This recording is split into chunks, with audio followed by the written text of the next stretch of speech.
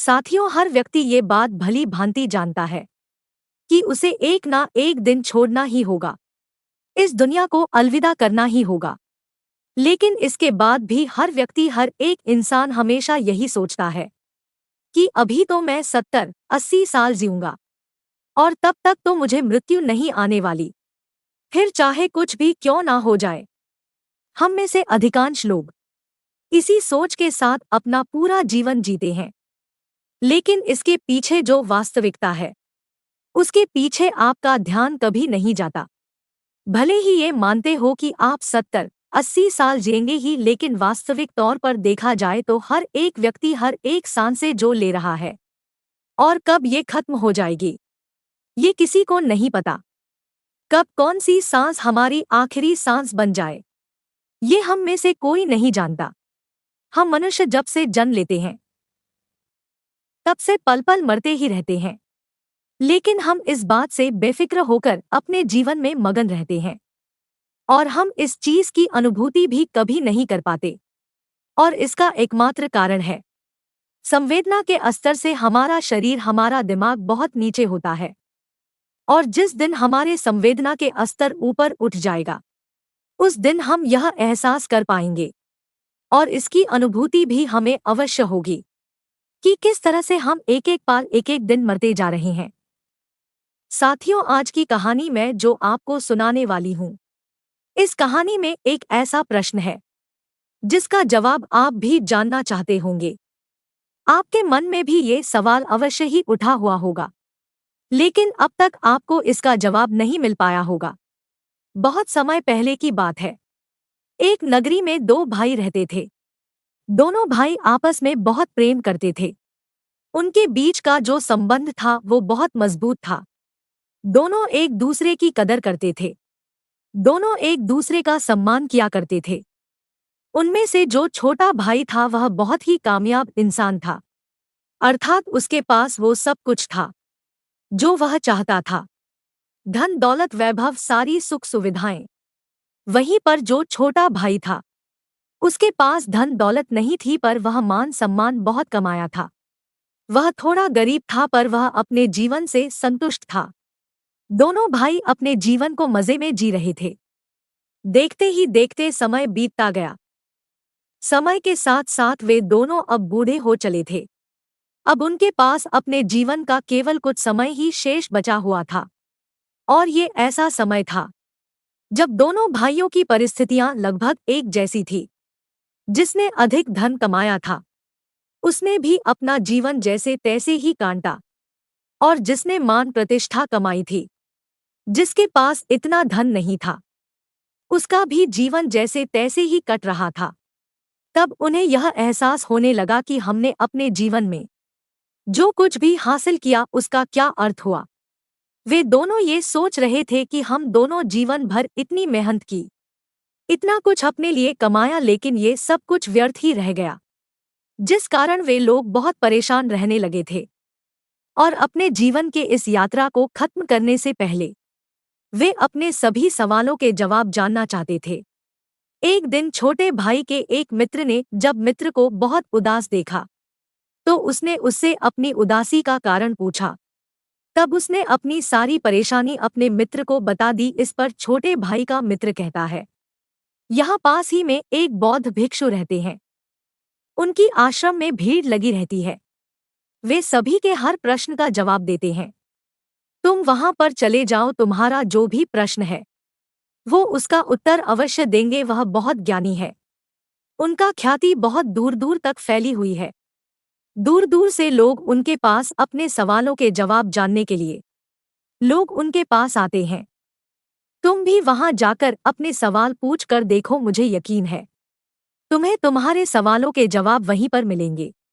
वो दोनों भाई बौद्ध भिक्षु के पास पहुंच जाते हैं और अपने सवालों के जवाब जानने के लिए बहुत उत्सुक होते हैं। जब वहां पर गए तो उन्होंने देखा कि वो बौद्ध भिक्षु ध्यान में लीन थे। दोनों ने वहीं पर खड़े होकर इंतजार करना उचित समझा। जब वह बौद्ध भिक्षु अपने ध्यान से बाहर आए, जब उन्होंने आंखें खोली, तब उन्होंने देखा कि दो वृद्ध उनके सामने खड़े हैं।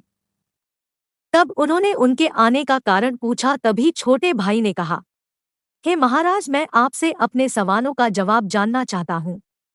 मेरे मन में कई सवाल हैं, मुझे उनके जवाब चाहिए।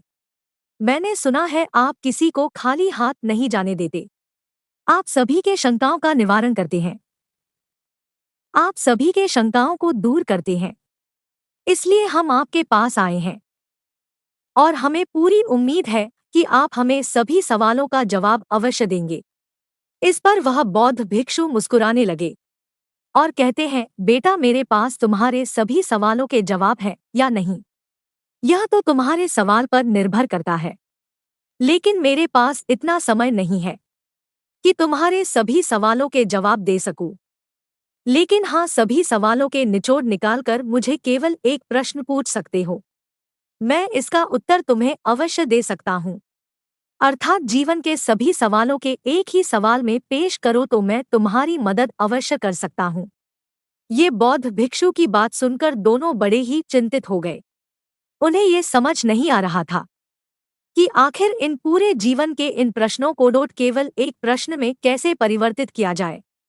दोनों सोच में पड़ गए। दोनों काफी देर सोच विचार किया, चर्चा की और उसके बाद छोटा भाई कहता है, हे महाराज, ये तो बड़ी विचित्र बात है कि अपने जीवन की सारे सवालों को केवल एक सवाल में परिवर्तित करके हम आपसे कैसे पूछ सकते हैं। हमने बहुत प्रयास किया, हमने आपस में बातें भी की, लेकिन इन सभी सवालों को एक सवाल में परिवर्तित ना कर सके।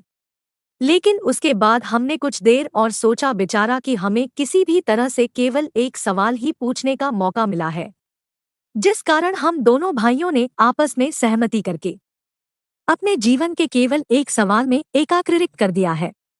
और ये सवाल मैं अब आपसे पूछना चाहता हूँ, क्या मुझे आज्ञा है? तभी वह बौद्ध भिक्षु कहते हैं, अवश्य, जो पूछना चाहते हो पूछ सकते हो। तभी वह छोटा भाई कहता है, हे महाराज, हम दोनों भाई हैं और हम दोनों ने अपने जीवन को संतोषजनक जीवन जिया है। एक तरफ मैंने खूब सारा धन इकट्ठा किया, वैभव और सारी सुख सुविधाएं इकट्ठा की, वहीं पर मेरे भाई ने मान प्रतिष्ठा इकट्ठा की और अपने जीवन को संतोषजनक जिया। लेकिन अब हमारे जीवन का वो समय आ चुका है कि हम कभी भी मृत्यु को प्राप्त हो सकते हैं। लेकिन अब हमारे मन में एक अजीब सा प्रश्न है और वह यह है कि हमें लगता है जीवन में हमने जो कुछ भी पाया है, जो कुछ भी इकट्ठा किया है, ये सब कुछ व्यर्थ है। जैसे मेरे मन की कोने में कहीं कुछ खालीपन सा है, जिसके कारण हमें ऐसा प्रतीत होता है कि मानो हमने अपने जीवन में कुछ खो दिया है। लेकिन वह क्या है ये मैं समझ नहीं पा रहा। हमने जो कुछ भी इकट्ठा किया है, धन वैभव मान सम्मान सारी सुख सुविधाएं, वो तो सब यही रह जाएगी। तब फिर ऐसे मूल्यों का क्या फायदा जिसके लिए हमने ये जीवन जिया, जो कुछ भी इकट्ठा किया, जब वो सब मेरे साथ जाने वाला ही नहीं, वो सब कुछ यहीं पर खत्म हो जाएगा। हमने अपने मूल्यों के लिए अपने जीवन को दांव पर लगा दिया, आपने आदर्शों के लिए अपने जीवन को दांव पर लगा दिया। हमने बहुत अच्छे अच्छे रिश्ते बनाए, अपने आदर्शों को अपने मूल्यों पर दान कर दिया, ये सोचकर हमारे मूल्य हमारे आदर्श बच्चे रहे। लेकिन हमने पीछे मुड़कर देखा तो हमें ये एहसास हुआ, जिस मूल्य जिस आदर्श को हम पीछे छोड़कर हम ये सोच रहे थे कि वो बचा रहेगा, लेकिन वो तो ताज की तरह हमारे सर पर ही है। तो ऐसे मूल्यों का क्या फायदा जिसे मौत जब चाहे पूरी तरह से नष्ट कर दे? क्या हमें अपने जीवन में इतनी मेहनत नहीं करनी चाहिए थी? क्या जीवन के दौर पर जिस समय हम खड़े हैं, हमें ये सब एहसास हो रहा है कि हम असली सत्य को पहचान नहीं सके, और वो असली सत्य क्या है यह भी हम नहीं जानते। लेकिन इस सत्य को जाने बिना भी हम अपने जीवन को त्यागना नहीं चाहते। जब हम ये सोचते हैं तो हमारा मन डर के मारे कांप उठता है। हमारे मन में एक अजीब सी पीड़ा उठती है। हम यह नहीं जानते कि वो क्या है, लेकिन हमें तो बस ये जानना है कि आखिर वो सत्य है क्या, आखिर वो खालीपन है क्या। इसलिए हे महाराज, आज हम आपके पास आए हैं कि आप हमारे सवालों का जवाब देंगे। इसलिए हम दोनों आपके सामने हाथ जोड़ते हैं और अपने इस सवाल का जवाब चाहते हैं। हम पर कृपा करें, हम जानना चाहते हैं कि इंसान की आदर्श, इंसान की मूल्य, इंसान की जीवन जीने का तरीका आखिर कैसा होना चाहिए, ताकि वो अपने बुढ़ापे में अपनी सभी सवालों से मुक्त हो सके, जिससे अंतिम समय में उसके मन में कोई दुविधा ना हो, वो खुशी खुशी अपने प्राणों को त्याग सके। प्राण त्यागते समय हमारे मन में कोई संकोच ना हो कि हमने अपने जीवन में ये कमी छोड़ दी है। हमें तो बल्कि खुशी होनी चाहिए कि हमने अपने जीवन में जो कुछ भी किया बहुत अच्छा था। वो दोनों की बात सुनकर वो बौद्ध भिक्षु 1 मिनट के लिए सोच में पड़ गए।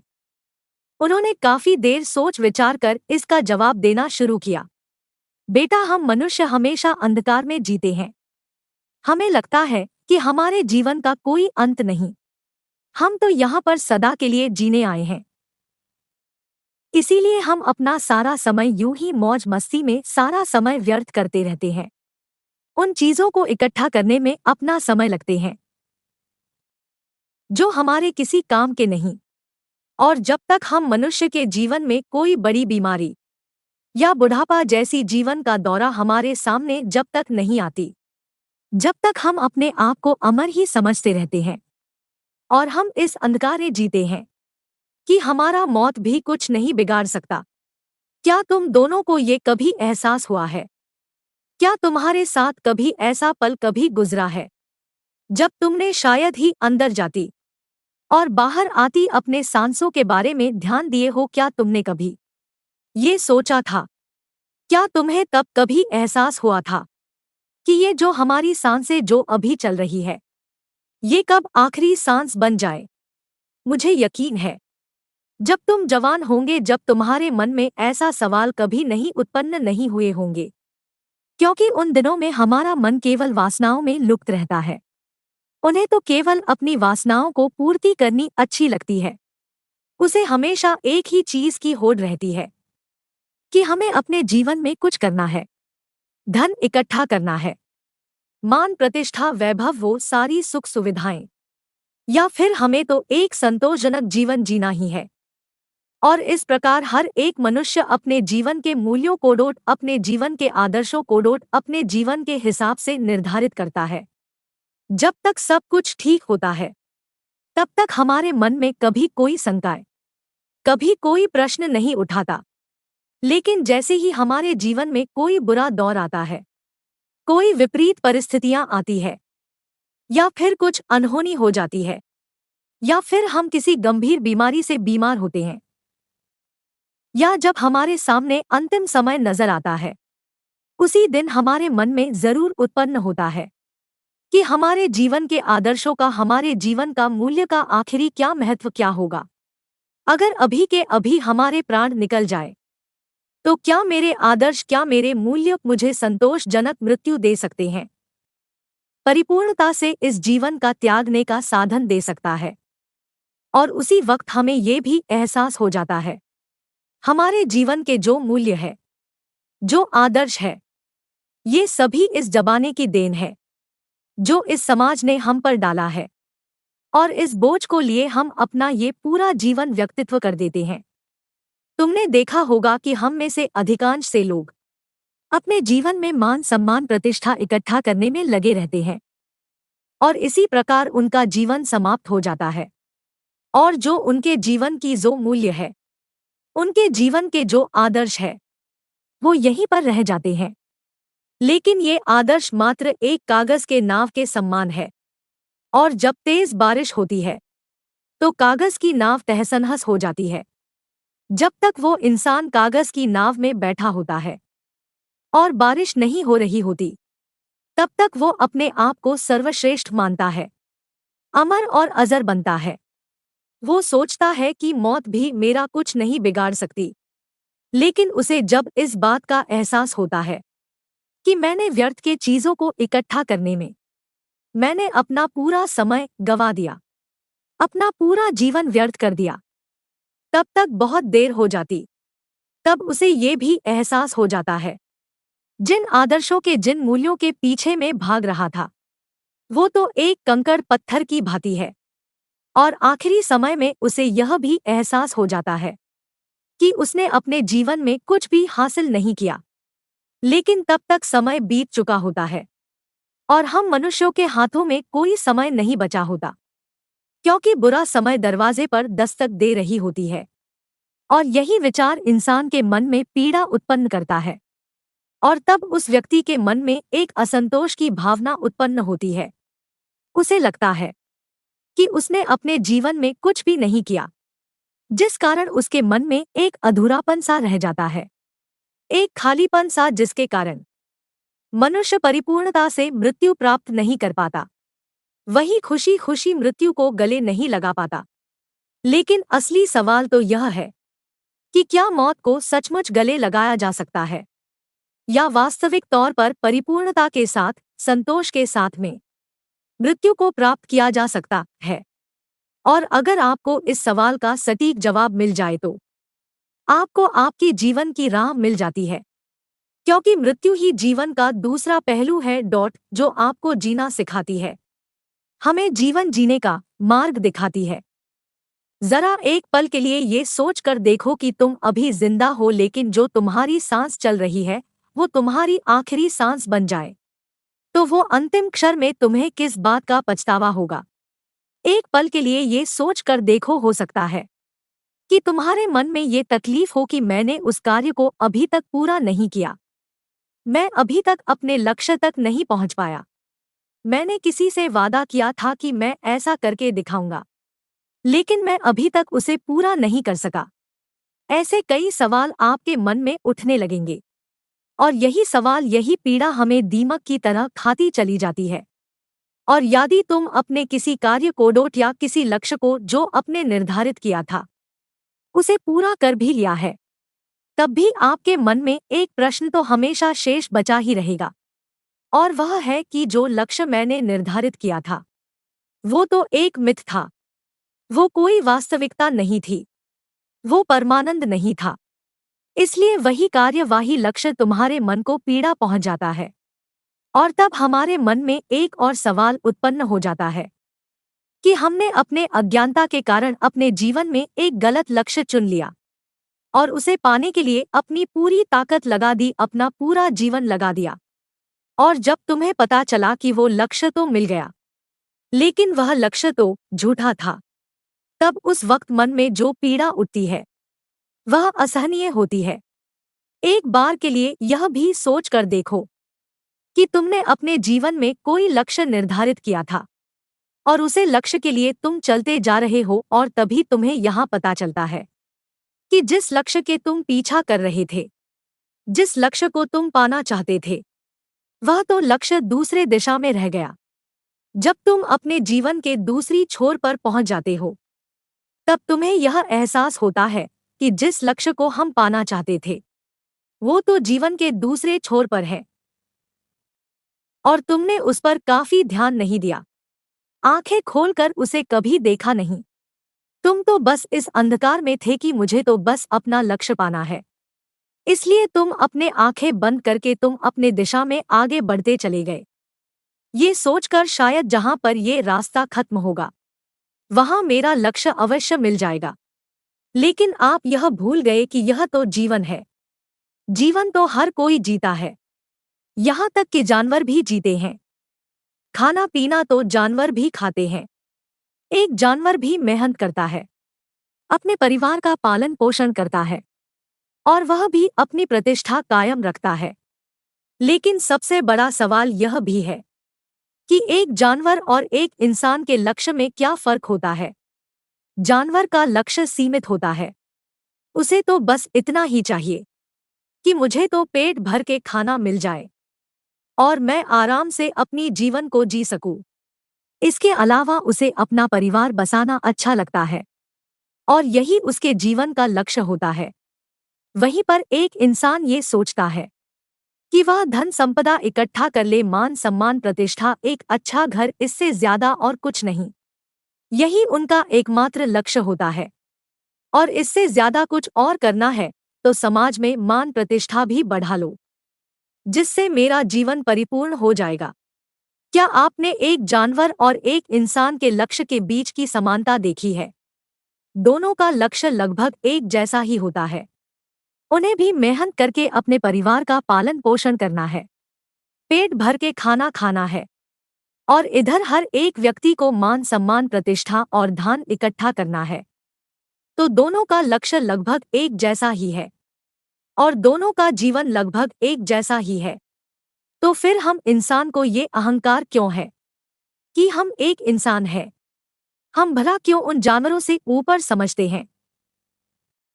आखिर वही जीवन हम भी जी रहे हैं और वो जानवर भी जी रहे हैं। तो फिर दोनों में फर्क क्या है? तो यहाँ पर इसका जवाब भी बड़ा और सरल है। एक इंसान के पास उसकी चेतना होती है, जिसकी चेतन ऊपर उठ चुकी होती है। उसे इस बात का भली भांति एहसास होता है कि एक इंसान के पास चेतना का फर्क है। जानवरों में चेतना नहीं होती, लेकिन दूसरी तरफ इंसानों की चेतना ऊपर होती है और किसी चेतना का इस्तेमाल करके यदि आप चाहे तो परमात्मा को भी हासिल कर सकते हैं। लेकिन हम मनुष्य तो केवल इस समाज के हिसाब से चलते हैं, अपनी चेतना का इस्तेमाल केवल धन प्राप्त मान प्रतिष्ठा और समाज में अच्छा बने रहने के लिए इस चेतना का छोटी छोटी चीजों के लिए इस्तेमाल करते हैं। किंतु हम चाहे तो इस चेतना का इस्तेमाल करके हम अपने जीवन को परमानंद की ओर ले जा सकते हैं, जिससे हमें जीवन का आनंद भी आएगा, उस परमात्मा का ज्ञान पा सकते हैं। लेकिन यह चेतना समय के साथ धीरे धीरे बर्बाद कर देते हैं। हमें इसका कोई एहसास नहीं रह जाता। इसलिए जब जीवन का अंतिम समय आता है तो हमारे मन में एक पीड़ा उठती है, हमारे मन में एक तकलीफ रहती है और वही हमें ये एहसास भी करवाती है कि जो कुछ भी अपने जीवन में हासिल किया है कुछ कंकड़ पत्थर की समान है।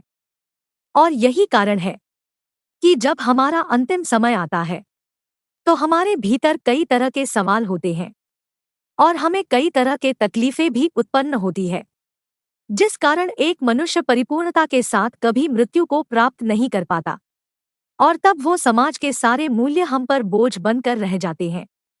उनका हम तो पालन करते हैं, लेकिन अधूरे के साथ, क्योंकि यह तुम्हारी खोज नहीं है, ये तो समाज की खोज है और ये समाज ने ये बोझ तुम पर डाला है।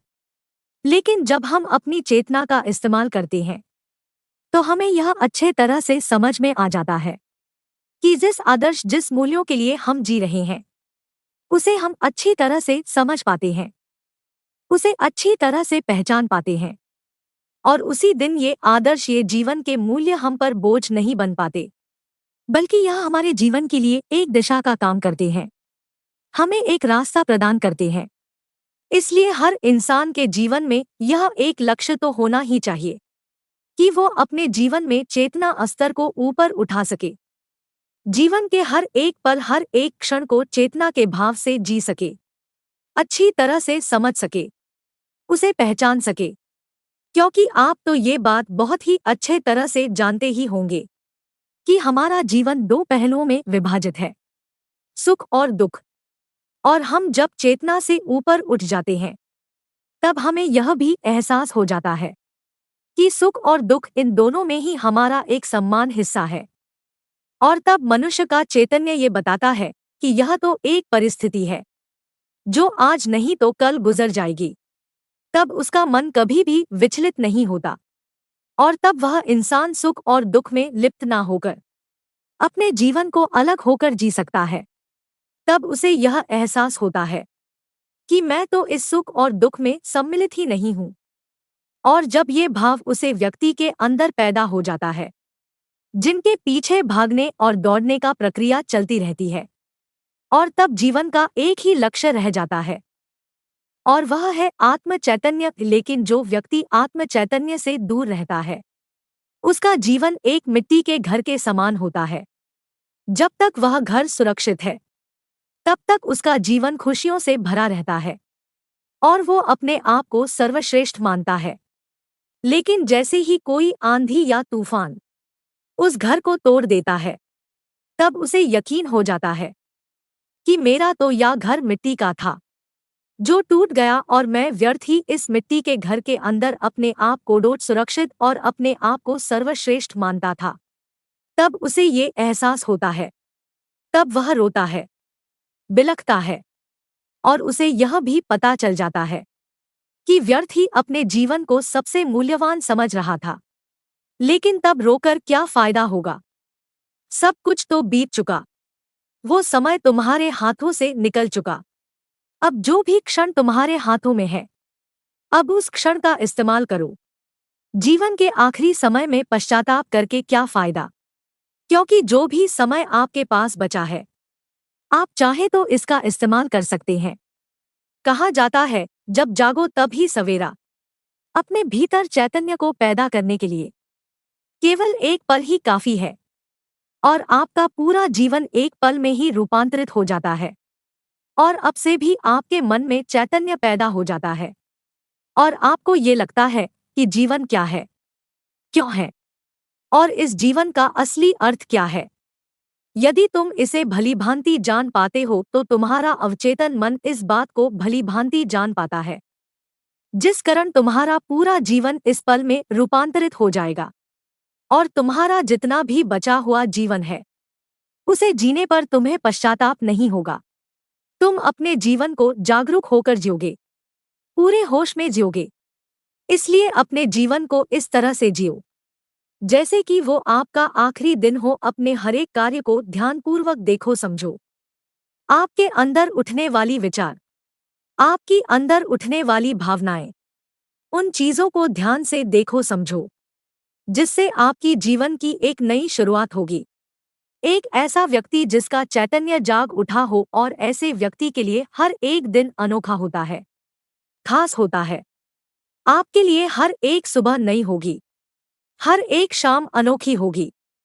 सोचो, हम अपने आप अपने जीवन को कुछ इस तरह से बना ले तो हमारा जीवन कितना रूपांतरित हो जाएगा।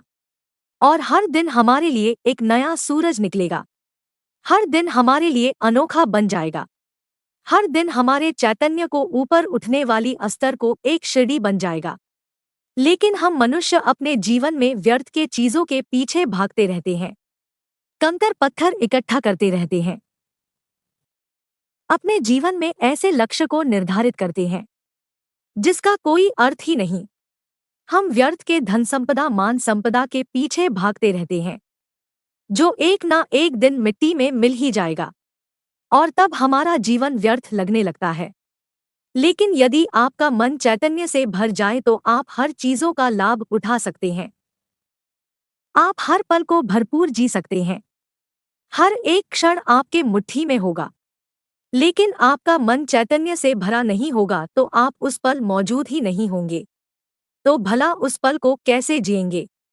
उस पर क्या घट रहा है, ये आपको पता तक नहीं होगा। और जब वो घटना होकर गुजर जाएगी, तब आपको एहसास होगा। तब आप अपने परिस्थिति को दोष देंगे। मैंने तो अपने जीवन में अच्छे लक्ष्य, अच्छे आदर्श निर्धारित किए थे। लेकिन आप ये भूल जाते हैं कि केवल लक्ष्य की निर्धारित करने से आप अच्छा जीवन नहीं जी सकते, अपने जीवन को आनंदमय नहीं बना सकते, और तो और आप अपने जीवन को जीना नहीं सीख सकते। यही तो परम सत्य है। तो साथियों, ये वीडियो आपको कैसी लगी? मैं उम्मीद करती हूँ इस वीडियो से आपको बहुत कुछ सीखने को मिला होगा। अपनी राय कमेंट बॉक्स में दें। फिर मिलते हैं अगले वीडियो में। जय हिंद।